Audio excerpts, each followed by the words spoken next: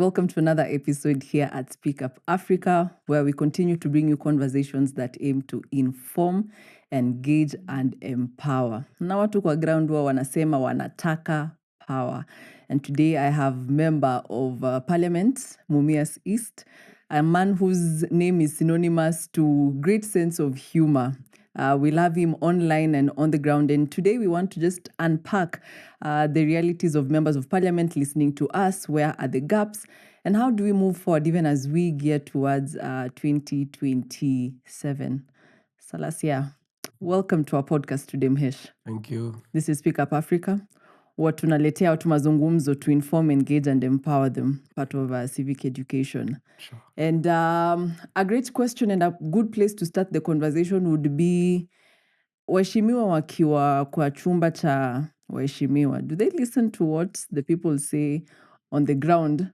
We were aiming to have this conversation pre-finance bill, lakini kapita, we saw how wabunge walivote. And people would say, kuna there is a gap between what people want kwa ground and what is represented in the House of Parliamentarians. So I think from that point of view is that according to the Constitution, according to the Constitution, it says that people becomes number one. Then that is the Article 1 of the Constitution, and then followed by the people's representative. When it's human rights, then that line, people, the human rights, then the people's representative, and then maybe the presidency, it is number 5, according to the hierarchy of the supremacy, who holds the Constitution. But there are some loopholes that are the beyond maybe the presidency that we elect. It now becomes about working with the president of utmost good faith.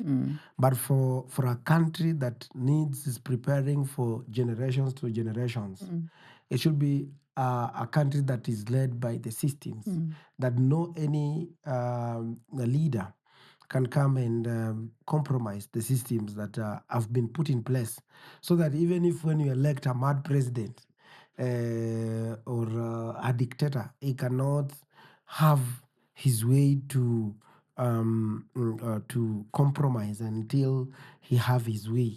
And that's why now I find like in Parliament, we have different types of bills that are there. There's government bills, and then we have the private bill and government bills. So you find like today you have had they are signing what you call the sovereign fund bill.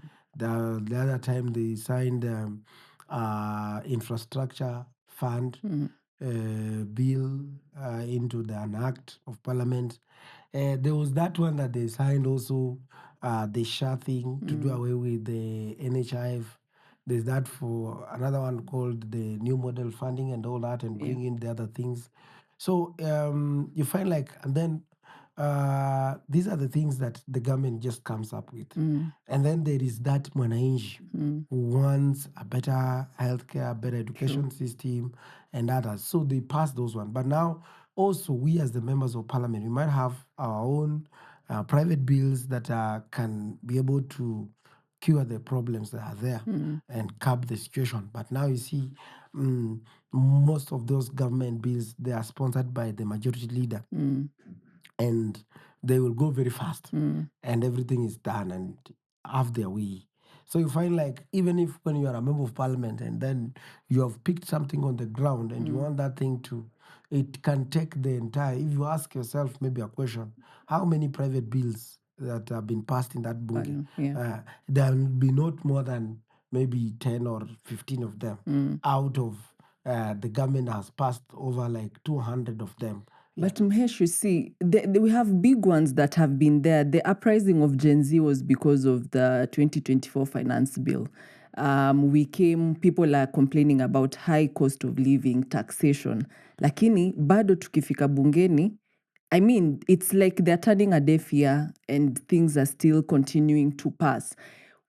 Now, primarily, their role should be legislation and oversight. But wananchi wanasikika ni kama ambao they're not being heard at all. Yeah, that's very true, because you see now, that's why, coming to the point I told you, these people, they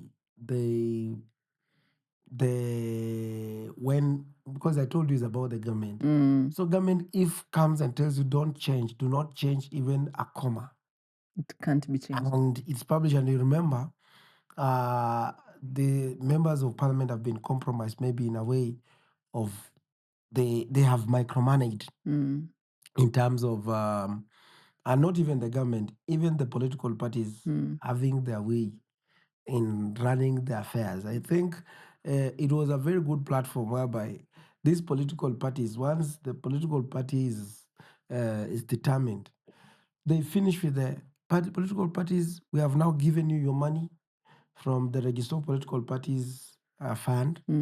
Now let the members of parliament do what they want to do, run the affairs and listen to the people directly. And then let the parties listen to, let the parties continue advocating, maybe, because each political party has its ideologies.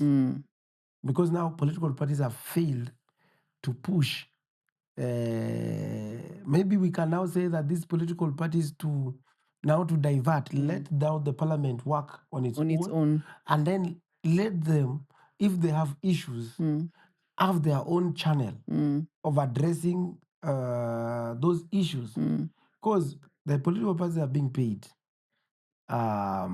every financial to run their affairs. Yeah. But again, also they are still making business Out of the parties. Yeah. by in the coalition agreements and all that. And that makes it. And also maybe we have the post coalition arrangement and pre. Better even pre, because you will believe in. But now, even after, now those who are in the opposition, they are joining. So you find like that's where now the mess always comes from. And then now the political parties, they also have a say in putting members into different political committees. So now that is where now again another challenge. Now you have to sing the song of the your political party or be whipped. Okay. So that is where now, even when you had the finance bill, but the independent people were few because of the pressure from within, that you have to pass it, and there's lobbying, there's everything. In this element of, it's sort of members of parliament not having independence of say, Kenya runs one of the most expensive elections we've seen, and that even as we gear towards 2027, kulikuwa na mikakati ambayo they were supposed to be put in place.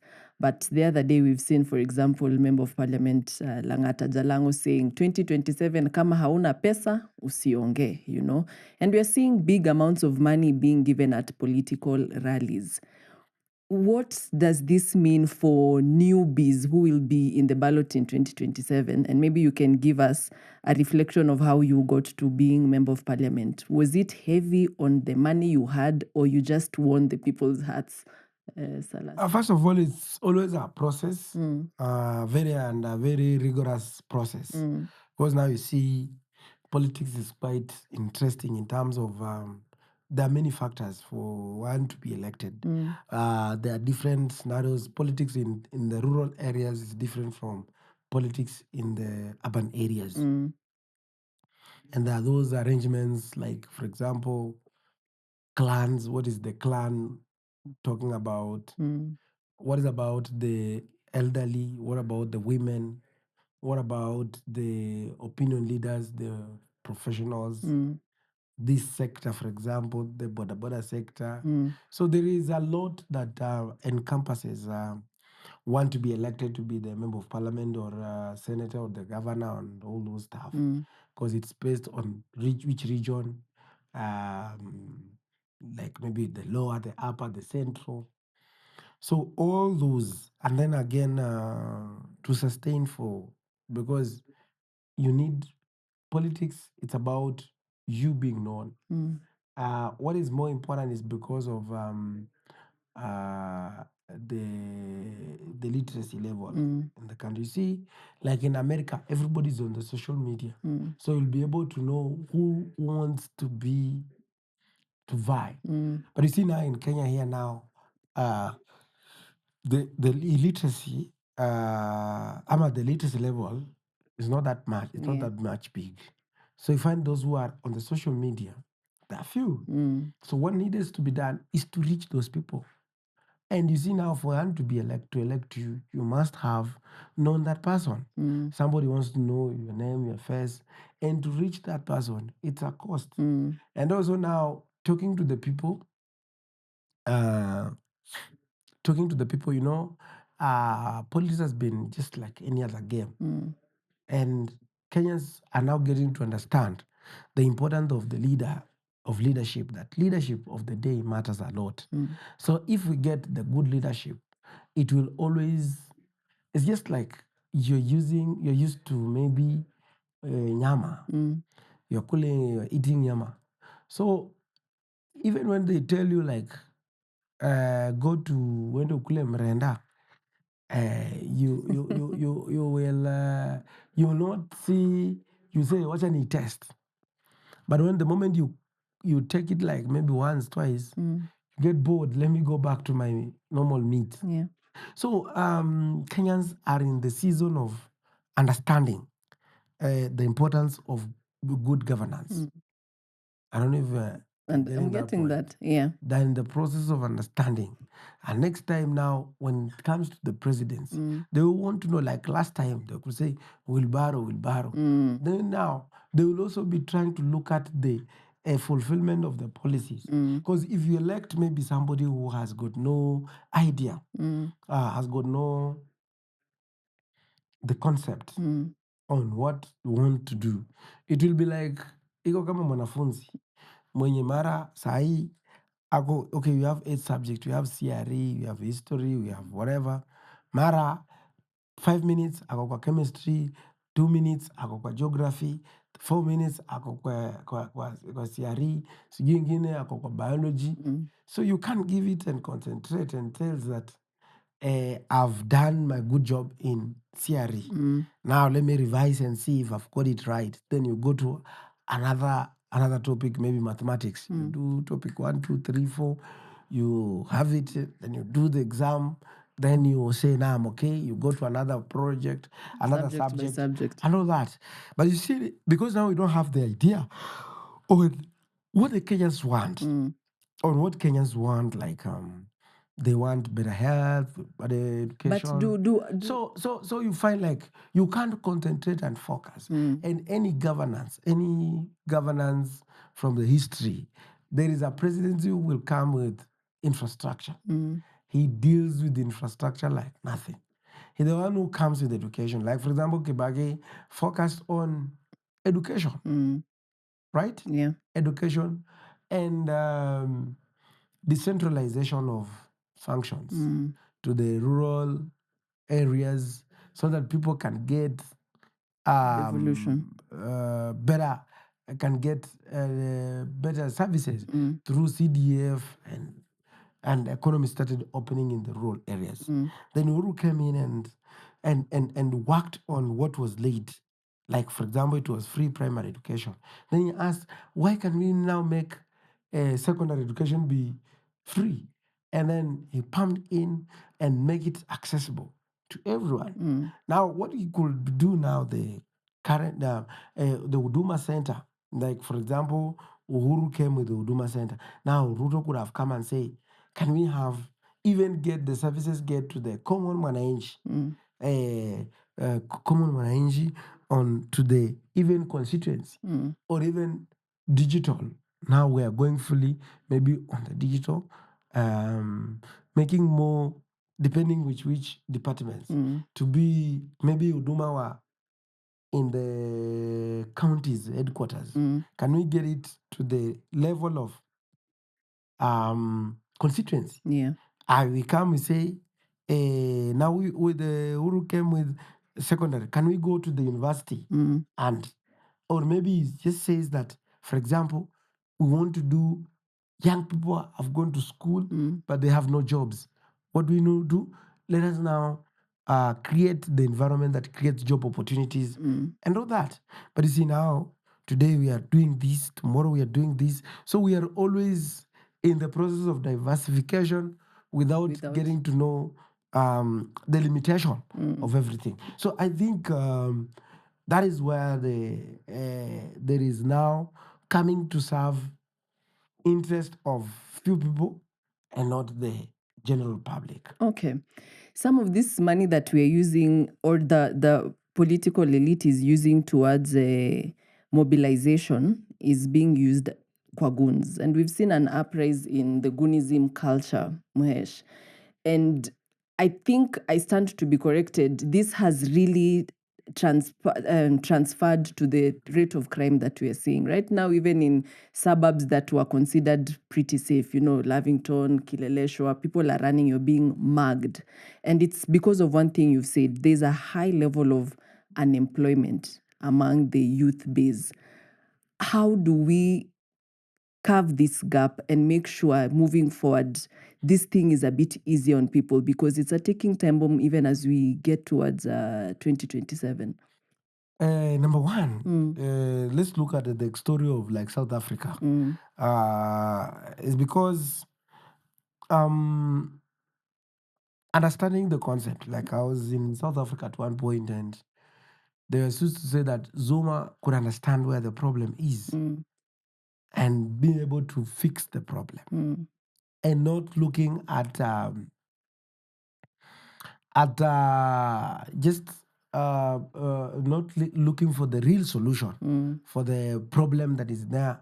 Needs systemic understanding and solving it in a professional way.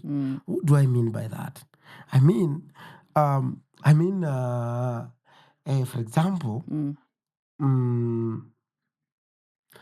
and then they started chasing people for the few opportunities That they were there, yeah.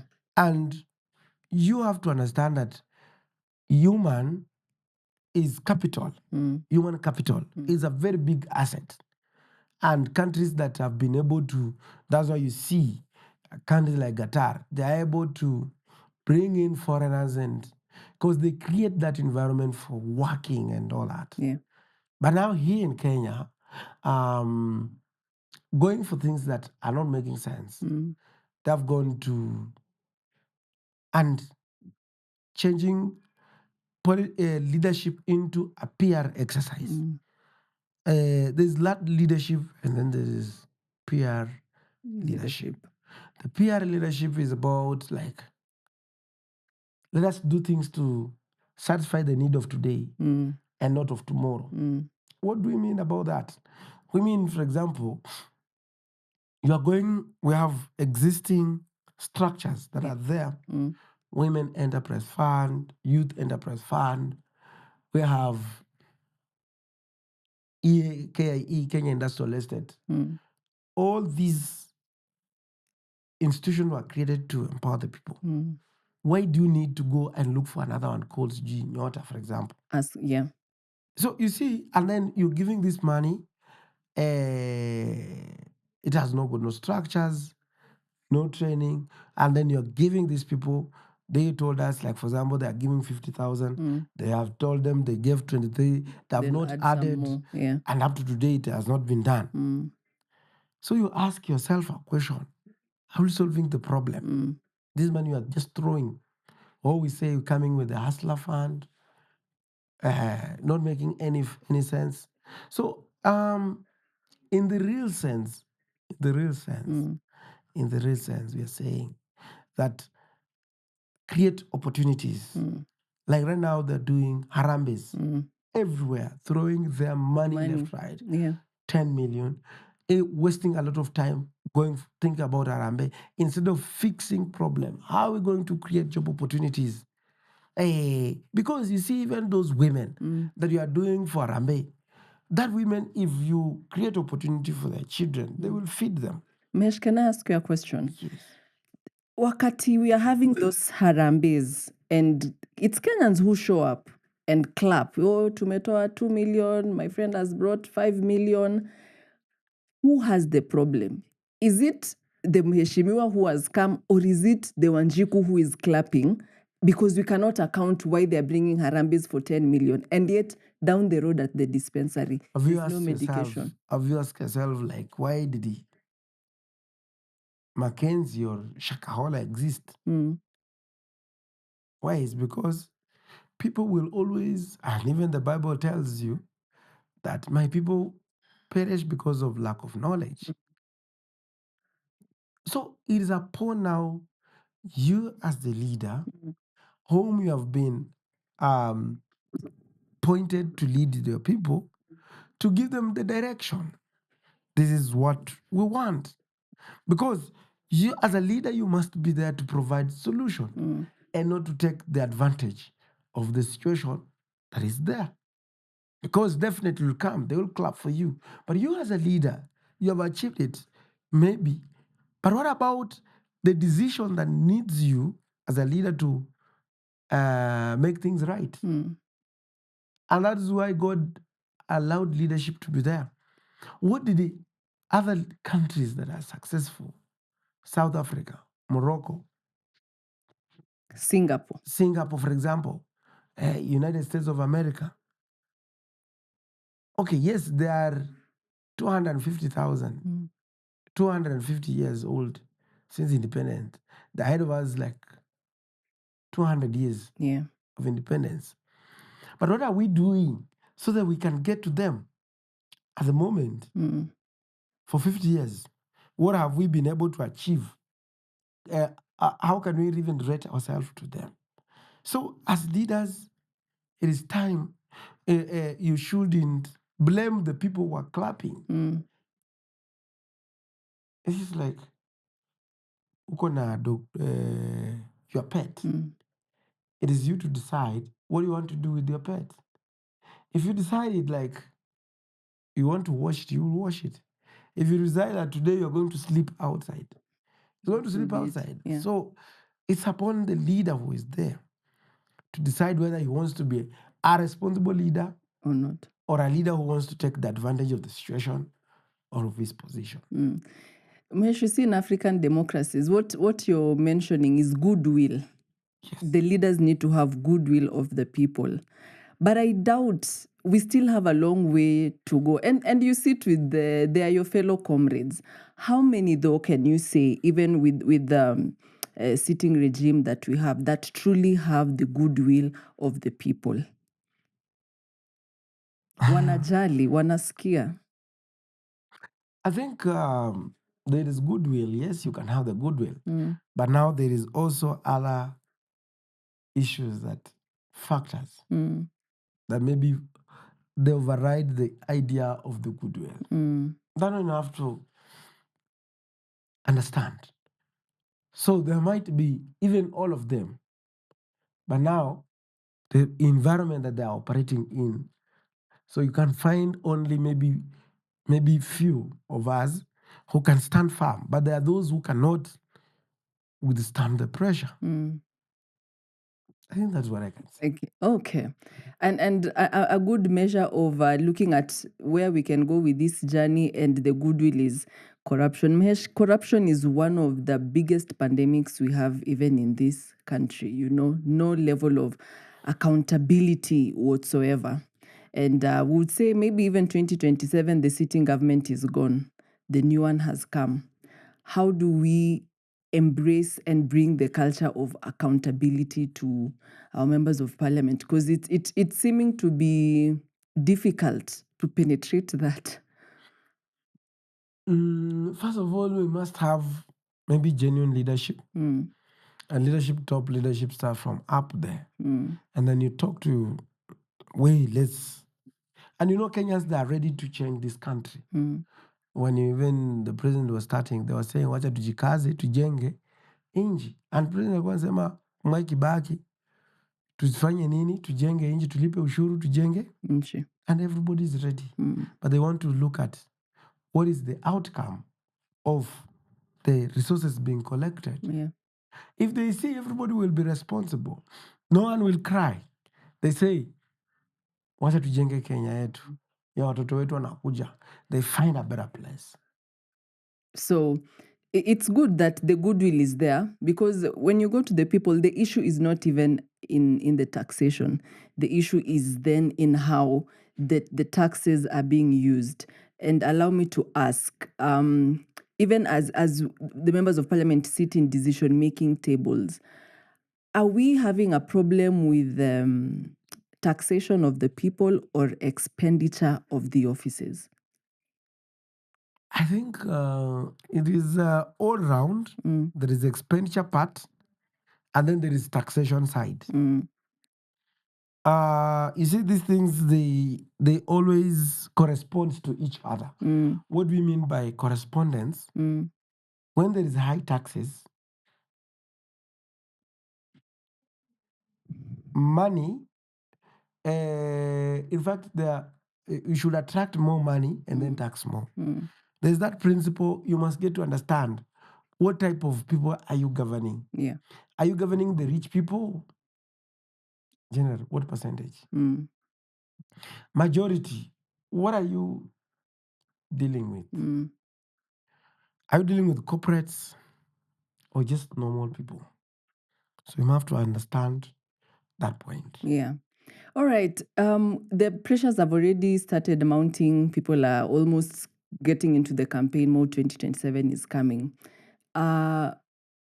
What more can the people of Kenya ask of their leaders, Because there's something important you said, that we know what we want, but when it comes to the results we see, sometimes there's a discrepancy. Nikambai, what we want and what we elect is not the same.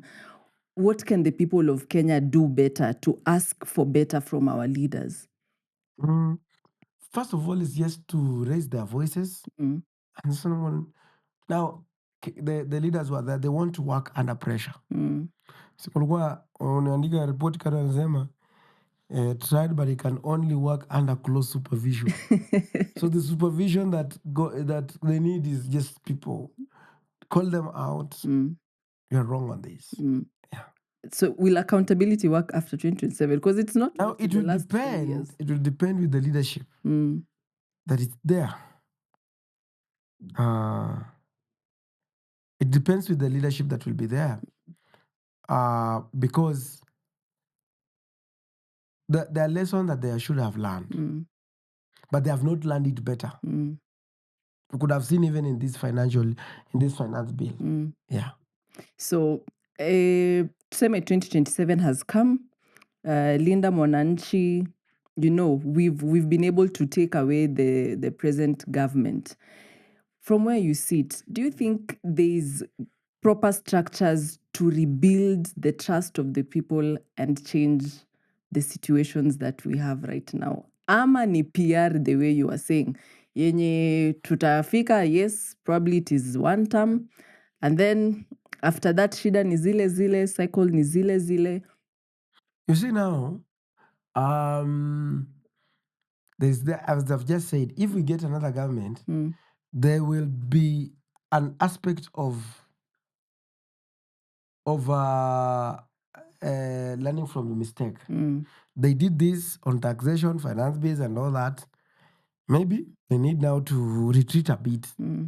Yeah, there will be at least some areas they could have done better.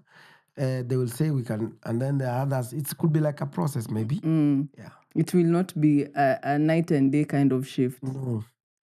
So let me also, there is also what you call interests. So we don't know those who are coming with interest or genuine.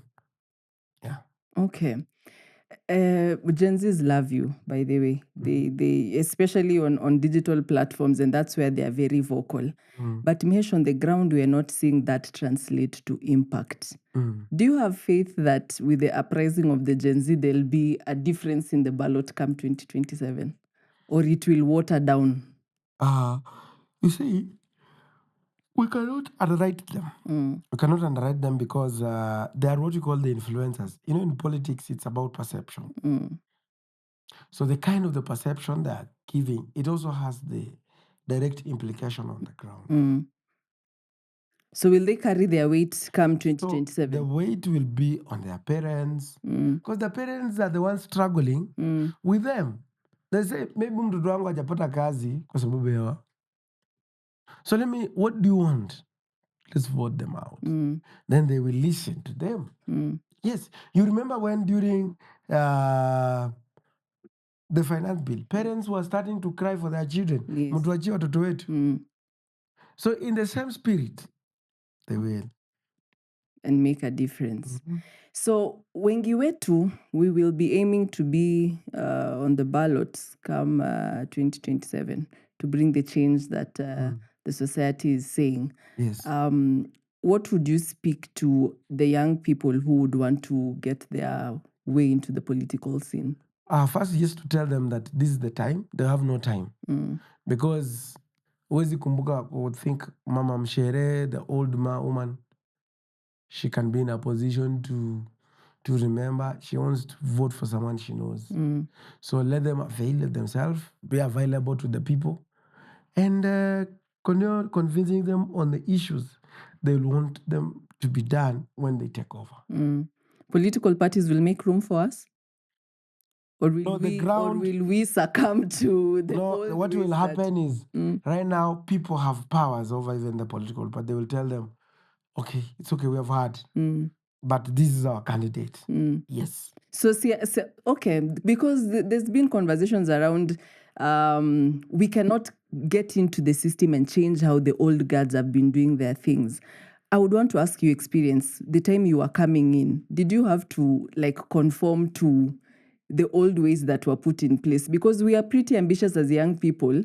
Unakumbuka we were leaderless, partyless, tribeless, you know, but it's seeming a bit difficult to trailblaze that space, especially without a party.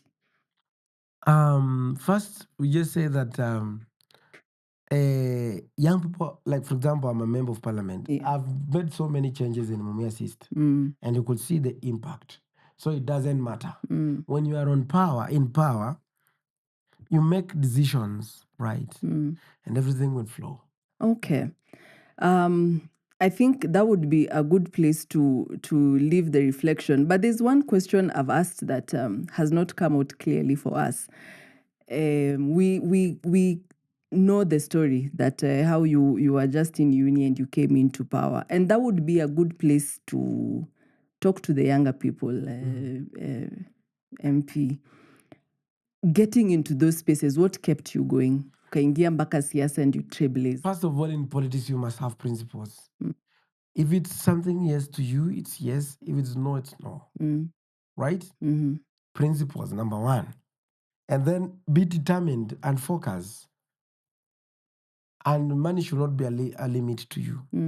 Then do your part and leave the rest to God. And you'll be able to make it in the Kenyan political scene. Umemaliza. Thank you so much for coming to Speak Up Africa. We truly appreciate, because we mirror from some of the successful steps you've taken, and that's a blueprint for us. Yeah. Thank you for joining us here at Speak Up Africa. This has been a short and sweet conversation.